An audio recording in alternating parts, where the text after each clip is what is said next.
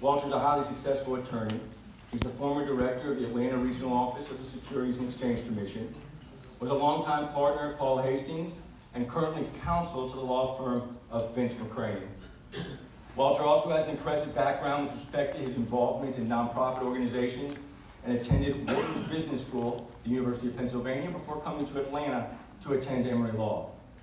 We are honored to have Walter here with us this evening, not to speak about his impressive career, although we'd love to hear that in the future sometime, but rather to give us a view into his life before all of this. I'd now like to invite Walter Jospin to share a story with us.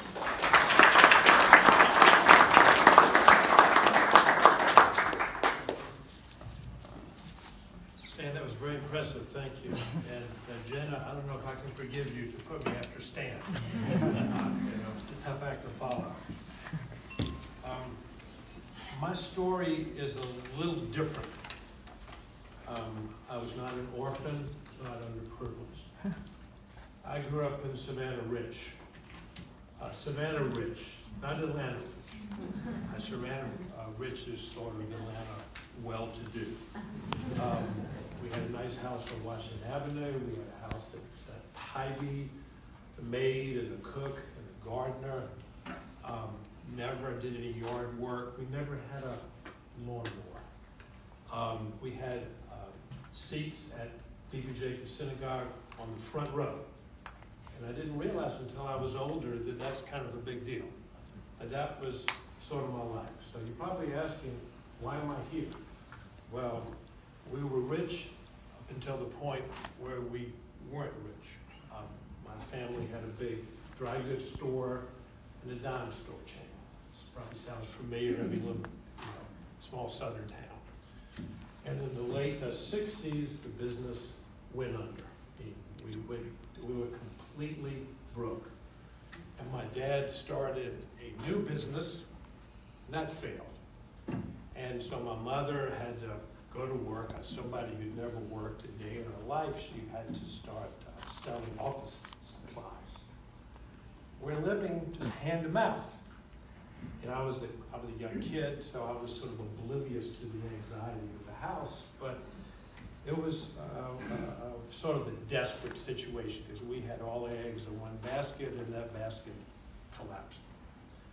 So all of this happened when I had to mail in my check to Penn to start. And it was a bit late to apply for financial aid. So what were we going to do? Kind of hand it to my dad. God rest his soul. He wrote me a letter. I don't know why he wrote me a letter at the time, and he said, listen, the main objective of the family is to get you to Penn. We're going to make it happen. So he goes down to Savannah Bank, and he borrows as much money as he could. But it wasn't enough. And so we were kind of in a jam. What were we going to do? Savannah is a small Jewish community. Everybody knows everybody else. Everybody knows everybody's business. And they talk about people's business. That's often a bad thing, but in this situation, it was a good thing because the executive director of the JCC learned about my play. Called up Jelf, introduced us to Jelf, and they loaned me the last dollar.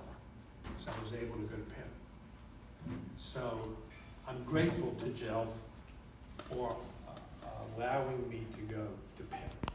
Most fathers would have said, listen, the state school is good enough for you, don't worry about it. But he leveraged himself up, and with Jelf's help, I was able to go to Penn, which really changed my life from a boy in Savannah who hadn't done anything or seen anything.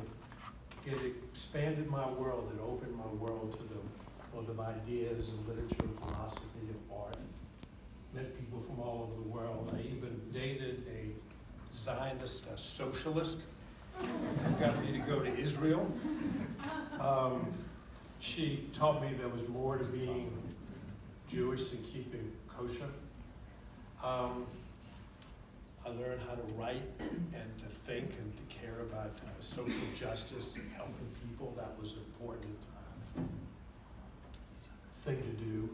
And it expanded my world, and I think it made me more interesting and interested in the world around me. So I thank you, Jill, for helping me with my life. And I'm really honored to be here, and I've never been to one of these meetings. And this is an extraordinary group, but y'all should be proud, and I'm honored to be here. Thank you.